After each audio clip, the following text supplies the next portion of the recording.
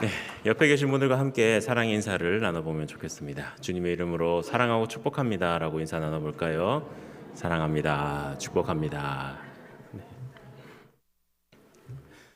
네, 인사를 그동안 너무 안 하셨던 것 같으네요. 아주 활짝 웃으시면서들 인사를 하시는데 너무 보기가 좋은 것 같습니다. 네, 네, 그 이상은 이제 나중에 따로 하시고요. 네, 오늘은 특별히 안수 집사회 헌신 예배로 하나님의 뜻 그리고 하나님께서 우리를 부르신 그 목적 그런 것들을 다시금 되새기는 시간을 가져보려고 합니다. 세상에는 참 많은 직분들이 있습니다. 세상에서도 직분이 있고 또 교회 안에서도 직분을 있습니다. 그런데 세상의 직분과 교회의 직분은 조금 다른 것 같습니다. 세상의 직분은 계급이라든지 권위 이런 것을 상징하는 단어가 직분이라고 불린다고 한다면요, 교회의 직분은 성도들과 교회를 섬기기 위한 그리고 하나님이 주신 기회, 책임, 의무 이런 것들이 더 먼저 생각나는 것이 바로 교회 안의 직분입니다. 교회 안에서의 직분을 가지고 나아갈 때 이런 세상의 직분과 잠시 혼용하여서 내가 교회 안에서 남들보다 높아지고 더 뛰어난 신앙을 가지고 있다라고 생각하고 그 직분의 자리로 나아간다면은 반드시 문제가 일어나는 것 우리는 숱한 경험을 통해서 잘 알고 있습니다. 오늘 이 예루살렘의 교회, 이 초대교회가 7명의 택함을 받은 사람을 세우는 과정을 통해서 교회의 직분에 대해서 조금 이야기를 해보려고 합니다. 이 말씀을 통해서 직분은 명예가 아니라 섬기는 사명이라는 것을 기억하시는 여러분들이 되셨으면 좋겠습니다. 그 사실을 깨달으시고 하나님이 주신 그 부르심에 온전히 순종하면서 온전히 섬김으로 나아가시는 귀한 충일의 성도 여러분들 되시기를 간절히 소원합니다. 예루살렘 교회에서 일어난 사건을 보면은 참 놀라운 사건이 일어났다고 오늘 말씀은 기록을 하고 있습니다. 사도행전 6장 1절 말씀을 우리 같이 한 목소리로 읽어보도록 하겠습니다. 6장 1절 말씀입니다. 그때 제자가 더 많아졌는데 헬라파 유대인들이 자기의 과부들이 매일의 구제에 빠짐으로 히브리파 사람을 원망하니. 아멘. 초대교회는 날마다 부흥하는 성장을 이루고 가고 있었습니다. 예수 그리스도를 위해 고난을 받는 것을 기뻐하며 하나님의 말씀을 전했던 사도들, 그 사도들이 복음을 증거하고 또 가는 곳마다 많은 믿는 자들이 늘어나게 되었습니다. 수적으로도 엄청난 증가를 이루는 실질적인 체험을 하게 된 것이죠. 성경학자들에 따르면은 당시에 초대교회에 그리고 그 주변에 믿는 자들의 숫자가 약 2만 명 정도에 이를 것이다라고 추측을 합니다. 사도행전 4장에 하나님의 말씀을 들은 무리들의 남자의 숫자만 5천 명이라고 기록이 되어 있는 것을 근거로 이야기하죠. 노인들, 아이들 그리고 여성들 합치면 대략 2만 명이라는 사람들이 하나님의 말씀을 듣고 이 초대교회로 몰려가지 않았을까라고 이야기하고 있는 것이죠. 하나님을 믿는 믿음의 공동체가 늘어나는 것은 참 바람직한 일이라고 볼 수가 있습니다. 그런데 이렇게 대규모로 짧은 시간에 많은 인원이 늘어나게 되면은 교회의 사역 그리고 교회의 조직 필연적으로 갈등과 문제를 가지고 올 수밖에 없는 것, 그것 또한 우리는 너무나 잘 알고 있습니다. 초대교회에서도 그런 문제들이 당연하게 발생을 하였습니다. 특히 오늘 본문에서 갈등의 원인이 되었던 그 문제 중 하나는 바로 구제와 관련된 문제였습니다. 초대교회의 신앙의 모습, 성도들의 모습은 우리가 익히 잘 알고 있습니다. 그들이 가지고 있는 재산을 팔아서 서로 나누고 어려운 사람들을 도와주는 그러한 삶의 형태를 가지고 있었던 것이 바로 초대교회의 사람들이었죠. 자신이 가진 것을 팔아 가난한 자에게 나누어 주는 구제의 사역에 참 열심을 내었던 단체가 바로 초대교회였습니다. 그렇기 때문에 하나님을 알지 못하고 그리스도를 아직은 만나지 못한 사람들에게도 이 초대교회가 행하고 있던 이런 구제의 사역들로 인하여서 참 좋은 이미지를 주변에 가져다 주고 있었다라는 것이죠. 그런 구제 사역의 말썽이 일어나게 되었습니다. 문제가 발생하였습니다. 헬라파 유대 과부들이 음식을 배분받는 일에 있어서 소외되는 일이 일어나게 되었습니다. 일반적으로 헬라파 유대인들은 외부에서 유입된 디아스포라 출신의 유대인들로서 이스라엘 내에서 태어나고 자랐던 그런 히브리파 유대인과는 조금 다른 문화를 가지고 있었습니다. 살아온 환경, 또 처해 있는 상황, 그런 것들이 다 달랐기 때문에 어쩌면 이들은 교회 안에서 조금은 소외당하고 외면당하는 위치에 놓여 있었다라는 것이죠. 교회 구제 사역을 담당했던 히브리파 유대인들이 그래서인지 헬라파 과부들을 소외하는 일이 일어났고, 그러한 사실을 알고 히브리 유대인들에 대한 불만이 점점 커지고 있는 상황에 이르렀습니다. 초대교회에서도 이런 문제가 있었습니다. 그러면 우리가 지금 살아가고 있는 우리 이 시대의 교회들은 어떤 문제들이 있을까요? 이런 문제가 우리라고는 없을까요? 서로 다른 배경, 서로 다른 문화, 서로 다른 환경을 가지고 있는 사람들끼리 모여서 생활을 하는데 아무런 문제가 일어나지 않을까요? 우리 교회에서 예배드리는 아이들과 어른들의 숫자가 주일 통계에 1,200명 정도가 등록을 하고 예배를 드리고 있죠. 여러분들 가정에서 부부 사이에도 갈등이 일어나고, 자녀가 한 명 생기면 그 한 명으로 인해서 더 많은 갈등이 일어나고 있는데, 1,200명이라는 사람이 모여서 이런 공동체 안에는 얼마나 많은 갈등들이 존재하고 있겠습니까? 왜 사역을 저렇게밖에 하지 못하냐? 왜 저 사람은 자기 시간을 할애하지 못하고 교회 나오지 않는 거냐부터 시작해서, 내가 교회에 더 오래 있었는데 왜 얼마 안 된 사람이 그런 발언을 하냐?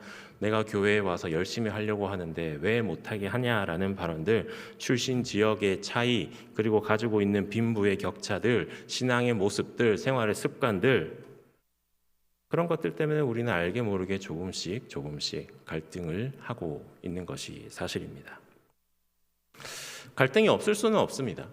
갈등이 없을 수는 없죠. 문제는 그런 갈등이 생겼을 때 어떻게 해결을 하느냐가 문제가 중요하다는 것이죠. 여러분들은 그런 갈등이 생기면 어떻게 해결을 하시나요? 특히 오늘 헌신 예배로 나오시는 안수 집사님들은 이런 갈등을 경험하거나 발견하신다면 어떤 식으로 문제를 해결하려고 하시나요? 최근 우리나라에는 아주 큰 갈등이 일어나가지고 지금까지 시끄럽고 있죠. 얼마 전까지만 하더라도 광화문이나 시청 앞에서는 탄핵을 해야 된다라고 소리를 쳤는데, 지금은 탄핵을 무효다라고 소리치시는 분들이 있더라고요. 그런 갈등이 있을 때 혹시 갈등 앞에서 소리치면서 무조건 반대하시는 분들도 계시지 않으실까요? 아니면은 내가 섣불리 나서기는 싫으니까 목사님들이 다 알아서 해주겠지, 이거 당회에서 해결할 텐데 뭘, 근데 해결이 참 늦네 하면서 아무것도 하지 않고 뒤에서 수군거리면서 그냥 그 자리에 앉아 있는 경우는 또 없으실까요? 오늘 본문에서는 사도들이 이런 문제를 해결하기 위해서 모든 제자들을 불러 모았습니다. 그리고 그 중에서 7명을 택하여서 세우기로 결정하였습니다. 이 택함받은 7명이 후에 사도행전 말미에 집사라는 직분으로 불리는 것으로 봐서 학자들은 이 7명을 가리켜서 7집사라고 명칭을 하고는 합니다. 근데 그냥 집사일까요?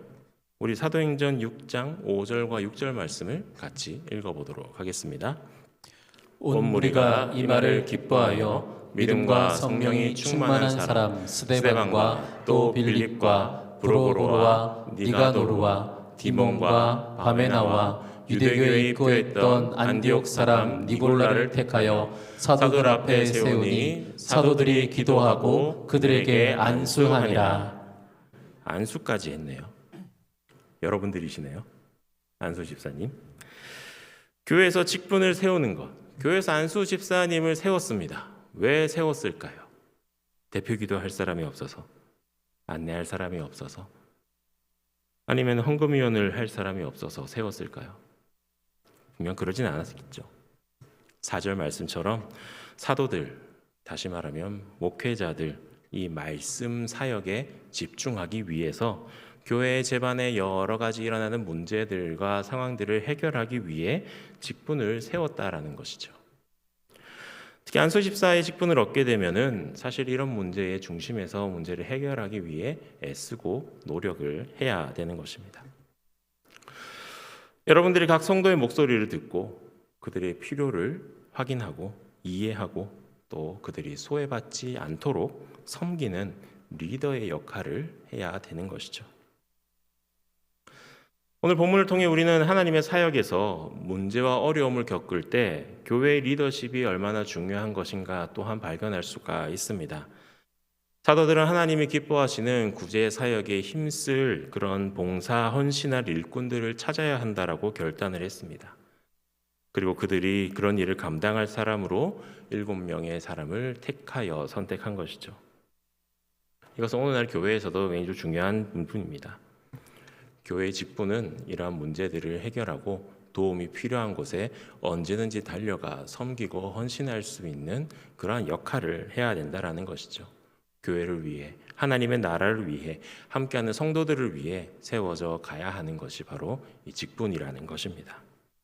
오늘 헌신 예배로 나온 안수 집사 여러분들, 그리고 이외에 여기 계신 많은 직분자분들 동일하게 적용할 수가 있겠죠. 원하기는 여러분들의 사역이 교회와 또 하나님의 나라와 또 하나님의 그 백성들을 위해 이루어지는 진정한 섬김이 될 수 있기를 간절히 소원합니다. 그런 사역들 가운데 가장 우선순위로 둬야 될 것이 있습니다. 그것에 대해서 사도들은 이렇게 이야기하죠. 2절 말씀 우리 같이 한번 읽어보도록 하겠습니다. 우리가 하나님의 말씀을 제쳐놓고 접대를 일삼는 것이 마땅하지 아니하니. 아멘.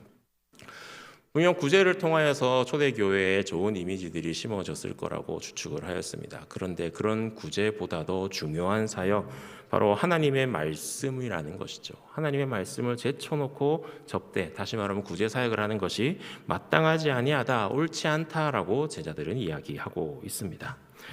이런 상황 속에서 사도들은 복음 전파에 대해 강한 책임을 가지고 있습니다. 기도하고 말씀에 힘쓰는 것, 그것이 무엇보다도 중요하다고 강조하고 있는 것이죠. 사도들의 이러한 결정은요, 교회가 영적인 우선순위가 무엇인지, 교회가 해내야 될 사역들 가운데 최우선적으로 해야 될 것이 무엇인지를 알려주고 있습니다. 하나님의 말씀, 기도하는 일, 그것이 중심이 되어야 되는 것이죠. 그래서 나머지 사역들은 모두 이러한 뒷받침이 되어야 되는 것입니다. 그래서 우리가 직분을 가지고 하나님의 사역 가운데로 나아갈 때 최우선적으로 우리가 감đảm해야 될 것이 바로 이 예배의 사역, 하나님의 말씀으로 나아가는 것, 하나님께 기도함으로 나아가는 것이 가장 중요한 사역이라고 볼 수가 있습니다. 하나님이 주신 직분을 통해서 영적으로 균형이 잡힌 교회를 세우는데 중요한 역할을 해야 되는데 그 첫 번째 임무가 바로 예배 사역이라는 것이죠. 그 중심을 잘 지킨다면요, 교회는 더욱더 건강한 모습으로 성장해 나아갈 수 있을 것입니다. 가끔 이런 사역들 때문에, 이런 헌신의 자리 때문에 하나님의 말씀과 기도의 사역, 그 역할에 온전하게 나아가지 못하는 경우가 종종 발생하고는 합니다. 예배를 다 드려야 되는데 이것 때문에, 이 사역 때문에, 저 사역 때문에, 이거 해야 되는데, 저거 해야 되는데, 어느 곳에서 도와달라고 했는데 하며 예배를 온전히 지켜 나아가지 못하고 그 예배의 사역이 함께 나아가지 못한다면은 어쩌면은 가장 중요한 것을 놓치고 있는 그러한 사역의 모습이 될 것입니다. 원하기는 우리가 교회 생활 가운데 하나님의 말씀과 기도, 결국에는 예배의 중심이 되는 그러한 가장 먼저 지켜야 할 우선순위로 예배를 삼으시는 우리 귀한 여러분들 되시기를 간절히 소원합니다. 사도들은 그래서 7사람들을 뽑으려고 합니다. 그런데 이 7사람을 선출하고 안수하는 과정을 보면요, 한 가지 특징이 있습니다. 낯설지가 않아요. 어디서 많이 본 과정이지 않습니까? 사도들은 원리를 제시하고 있습니다. 그저 원리만 제시한다 뿐이지 뽑는 것은 성도들이 뽑았다라는 것이죠. 사도들이 빌립이 괜찮은 것 같으니까 빌립이 이번에 하세요. 스데반이 참 보기 좋으니까 스데반이 하시는 게 좋겠습니다라고 한 것이 아니라 그냥 어떤 사람들이면 좋겠다라고 조건을 제시를 했을 때 성도들이 그런 사람들을 택하여 뽑았다라는 것이죠. 요즘으로 우리가 하고 있는 항정직 선거의 모습과 사실은 크게 차이가 없는 것을 볼 수가 있습니다. 사도들의 영적인 지도자 원리를 제시할 때 어떤 원리를 제시하였을까요? 그것은 세상적인 기준이 아니었습니다. 많이 배운 사람, 많이 가지고 있는 사람, 정말 힘이 센 사람, 또 많은 사람들을 알고 있는 사람을 뽑은 것이 아니라 철저하게 이런 조건에 의해서 뽑게 되었습니다. 3절 말씀을 우리 같이 한번 읽어보도록 하겠습니다. 형제들아, 너희 가운데서 성령과 지혜가 충만하여 칭찬받는 사람 7을 택하라. 우리가 이 일을 그들에게 맡기고. 아멘. 먼저 성령 충만함입니다. 성령이 충만해야 되는 사람을 뽑았다라는 거죠. 반드시 교회와 성도들의 필요를 채우고 모두를 섬길 수 있는 여건을 만드는데 인간의 힘으로는 할 수가 없습니다. 성령님의 인도하심이 필요하겠죠. 그렇기 때문에 성령의 충만함이 있어야 되는 것입니다. 성령님께서 함께 하신다면 그 사명에 온전히 충실할수록 인도해 주시고요. 성령님과 충만하면 하나님과의 관계에 있어서 이어지는 그것이 더 헌신으로 나타날 수 있기 때문입니다. 그리고 지혜가 충만한 사람, 지혜는 올바른 판단을 하게 해주죠. 조화롭게 하는데도 중요한 역할을 해줍니다.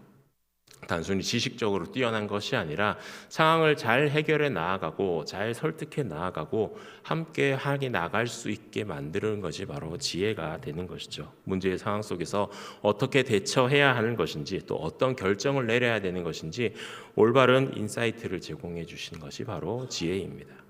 그리고 칭찬을 받는 사람이죠. 칭찬을 들을 정도면은요, 모든 사람들에게 이 사람이 좋은 사람이라는 것이 알려져 있는 사람이라는 것입니다. 빛은 숨길 수가 없죠. 세상에 다 드러나게 돼 있습니다. 어둠 속에서도 혼자 나타나는 것이 바로 빛이니까요. 성령과 지혜가 충만한 사람은 결코 숨어 있을 수가 없습니다. 그렇기에 성도들에게 칭찬을 받게 되는 것이죠. 스스로 나타나려고 하지는 않지만 다른 사람들에게 인정을 받았기 때문에 사람이 가는 곳마다 빛이 나타나고 온전하게 드러나게 되는 것입니다. 이렇게 얘기하니까 이런 생각하실 수도 있습니다. 나는 지혜도 없고 성령 충만한 것 같지도 않고 또 칭찬 듣는 것도 아닌데 왜 나는 직분을 받았을까라고 생각하는 사람이 혹시 계신지도 모르겠습니다. 그런데 재밌는 것은요, 사실 이미 뽑힌 분들은요, 이런 자격이 있는 사람들이 뽑혔다라는 사실입니다. 자격이 될 만한 사람을 고르는 것이 아니라요, 자격이 있는 사람을 택하여 세워주신 분이 바로 우리 하나님이시라는 것입니다. 7명을 뽑으라고 했는데 그 자격을 갖춘 7사람이 이미 초대교회는 예비되어 있었다라는 것을 우리는 알 수가 있죠. 그러나 하나님께서 교회에 덕이 되고 하나님 나라와 그 초대교회의 문제를 해결하고 사역을 해나가기 위해서 이미 7명의 사람을 예비해 두시고 그 사람들을 친히 세우셨다라는 것을 알 수가 있습니다. 초대교회만 그럴까요? 아닙니다. 하나님의 교회, 하나님의 나라, 하나님의 복음을 위해 직분을 받으신 여러분들은 이미 하나님께서 세우신 사람들이십니다. 하나님께서 세워놓으시고 정한 때가 되셔서 하나님께서 훈련하게 하시고 또 온전히 그 사역을 감당할 수 있게 그 직분을 허락해 주신 것입니다. 나는 아직 직분을 감당하지 못해. 나는 아직 직분을 할 수가 없어. 나는 못해요. 아니에요. 자격 없어요. 하면은 안 된다라는 것입니다. 오늘 헌신 예배로 나간 안수집사 여러분들은 이미 성령 충만하시고 이미 지혜가 있으시고 이미 교회 안에서 칭찬을 받고 계시는 분들이십니다. 그렇기 때문에 하나님께서 이분들을 세워주시고 하나님의 그 사역 가운데 하나님의 몸된 교회 가운데 나아갈 수 있도록 인도해주고 계신 것입니다. 하나님께서 나를 세우셨으니까, 하나님께서 나에게 이 직분을 허락해 주셨으니까 내가 온전히 감당할 수 있는 사역의 자리가 어디인지, 내가 온전히 섬기고 나아갈 수 있는 그런 위치가 어디인지 찾아가는 과정만이 남아있을 뿐입니다. 그렇게 찾아가서 나를 세우고 필요로 한 자리에 들어가서 하나님과 말씀과 기도하는 마음으로 온전히 그 사역을 감당해 나아갈 때 올바로 이 교회가 하나님의 몸된 교회로 우뚝 서 나아갈 수가 있게 되는 겁니다. 초대교회에서도 그러했습니다. 그 구제사역과 하나님의 말씀과 기도하는 일 외에 다른 사역들을 감당하기 위해 7명을 세우고 그 세운 7명이 온전히 섬기고 헌신하는 자리로 나아갔을 때 어떤 일이 일어났는지 말씀을 통해서 또 한번 발견할 수가 있습니다. 7절 말씀을 우리 같이 한번 읽어보도록 하겠습니다. 하나님의 말씀이 점점 왕성하여 예루살렘에 있는 제자의 수가 더 심히 많아지고 허다한 제사장의 무리도 이 도에 복종하니라. 아멘. 사도들이 성령과 지혜가 충만한 사람들로 통해 굳건히 직분자로 세우고 그들에게 이 사역들을 맡기고 말씀 사역에 집중하자 초대교회에서는 놀라운 일들이 일어나게 되었습니다. 하나님의 말씀이 더욱더 왕성하게 되었고 더 많은 제자의 숫자들이 늘어나게 되었다라는 것이죠. 이 말씀은 오늘 우리에게도 중요한 교훈을 알려주고 있습니다. 교회의 성장, 부흥, 단순히 숫자의 증가를 목표로 해서는 안 된다라는 것을 볼 수가 있습니다. 영적으로 더욱더 성숙해져야 되고요. 각 구성원들이 각자의 자리에서 하나님의 맡겨주신 그 직분을 온전히 감당할 때 하나님께 충성하고 서로 섬기는 모습으로 나아갈 때만이 그 교회가 하나님의 주신 말씀 안에서 온전히 성장, 변화할 수 있게 되는 것입니다. 여러분들도 오늘 자신이 맡고 있는 사역에서 이러한 부흥의 일원이 되어 보시기를 바랍니다. 하나님께서 주신 그 기회를 잘 살리고 섬길 때 우리는 더 큰 하나님의 역사를 분명 체험하게 될 것입니다. 사랑하는 성도 여러분, 하나님께서 여러분들을 세우신 이유는 교회와 성도를 섬기기 위함임을 기억하시기를 바랍니다. 내가 가진 직분으로 혹은 직분자가 아니라고 할지라도 모두가 하나님이 사랑하시는 사람들입니다. 우리가 서로 존중하고 귀하게 여길 때 더욱더 교회는 아름답고 건강하게 세워질 줄 믿습니다. 특별히 오늘 헌신 예배를 통해서 하나님의 부르심에 순종하고 온전히 섬기는 일꾼으로서 책임을 다하시는 귀한 안수집사회 되시기를 바랍니다. 하나님께서 여러분들을 세우셨다라는 사실을 반드시 기억하시고 주신 그 직분의 기회를 소중하게 여기시고 또 여러분들에게 맡겨주신 사역을 최선을 다함으로써 주님이 기뻐하시고 영광 받으실 수 있는 우리 귀한 안수집사회가 되기를, 그리고 우리 귀한 충일교회가 되기를 간절히 소원합니다.